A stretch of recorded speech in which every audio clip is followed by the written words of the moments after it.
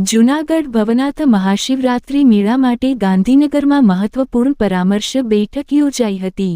વિશ્વભરની સનાતન આસ્થાનું પ્રતીક એવા જૂનાગઢના ભવનાથ ખાતે યોજાનારા મહાશિવરાત્રિ મેળાના આયોજન સંદર્ભે ગાંધીનગર ખાતે સાધુ સંતો, પદાધિકારીઓ તેમજ સ્થાનિક તંત્ર સાથે એક મહત્વપૂર્ણ પરામર્શ બેઠકનું આયોજન કરવામાં આવ્યું હતું।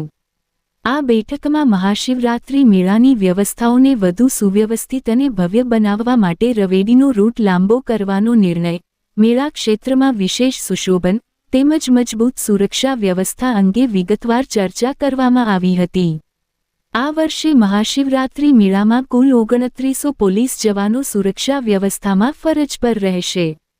સાથે જ 1000મી વધુ સ્થાનિક યુવાનોને વોલેન્ટિયર તરીકે જોડીને મેળાના આયોજન અને વ્યવસ્થાપનમાં સક્રિય ભૂમિકા આપવામાં આવશે। બેઠક દરમિયાન સાધુ સંતોની પાવન ઉપસ્થિતિમાં મહાશિવરાત્રિ મેળા માટે વિશેષ રીતે તૈયાર કરાયેલ ગીતનું શિવાર્પણ કરવામાં આવ્યું હતું।